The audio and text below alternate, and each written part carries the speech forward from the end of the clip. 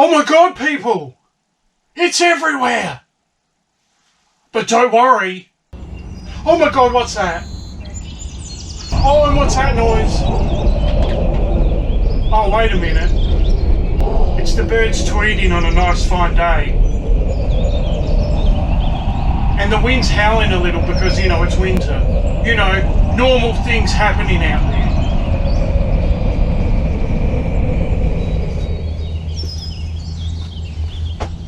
Tim Yateman's at the Bay, where there have been chaotic scenes today, and Tim. up outside as panic set in. List of exposure sites comes on. Oh my God! Panic, everyone! Panic! Oh, it's here!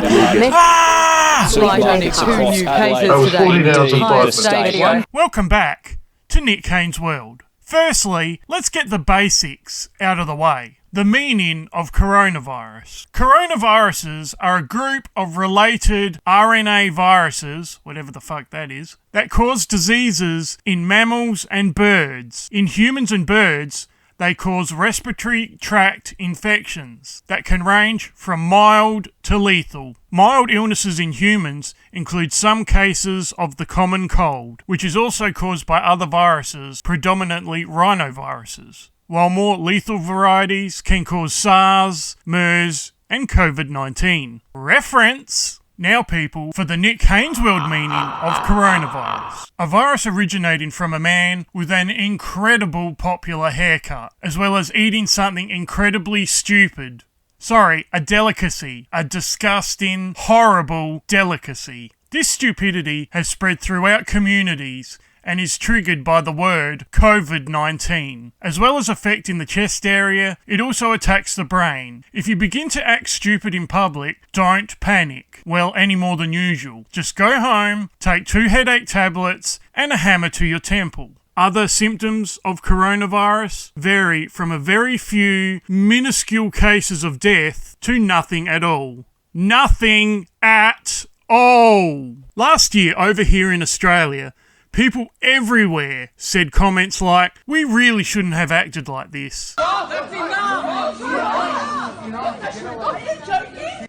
And I don't know why we all had to panic. The clincher of these comments was, "I have definitely learnt my lesson. We should all stay calm." Now let's fast forward to July 2021, shall we? People got wind that our state of South Australia was going into lockdown for only the second time since this virus was thrust into the spotlight. What do you know? Everyone went crazy once again. I guarantee you, from these shots, you can tell some people were just there to grab some items because of the alarming word, lockdown! We'd been out running and run from home and thought we'd grab a coffee on the way back, so they didn't have a mask on us, but they were pretty good about it. Look, not a fuck given on this guy's face. He would be one that goes through the checkouts and say, "It's crazy out here today." No fucking shit, moron! You are part of the problem! But driving sense into a moron is like blowing smoke into a keyhole. It barely will get to its aimed destination.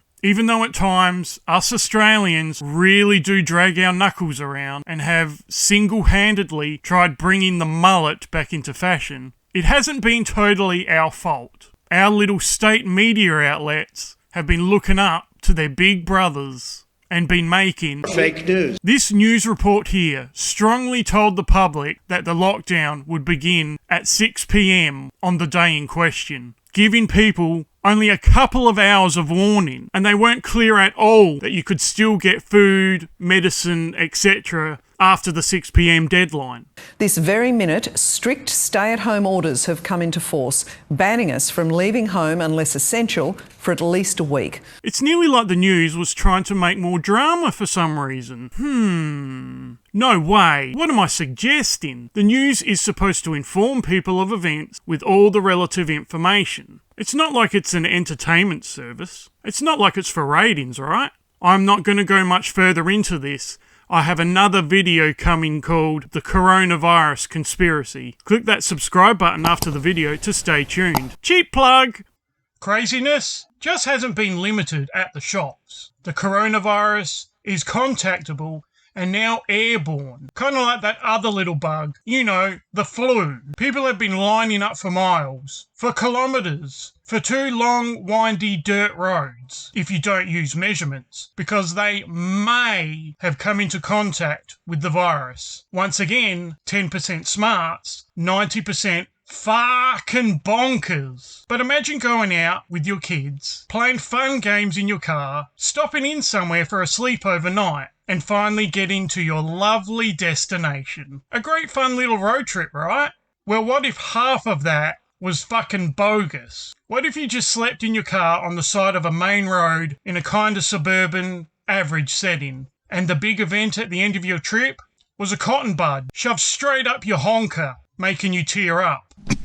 Well, yes, you guessed it. Over here in good old South Australia, that Aussie spirit was put on show again in a fucking totally misconstrued way. A family went to one of the COVID testing stations and waited there. No, not for 3 hours. No, not for 5 hours. Not even 7 hours. The family was so shocked by media, by the vibe, they waited in line with a nice little sleepover in their car for 12 hours. I'm sorry, but get your ass back the next day nice and early, you bloody COVIDiots. Nick Hainesworld is your voice of reason, and I'm here to give you a laugh or three through these gloomy times. Ah, COVID! Just joking, people. Don't run to the shops if you don't need to. Don't fight over bread or a box of biscuits or a can of beans. Fight over toilet paper. It's fucking hilarious. No,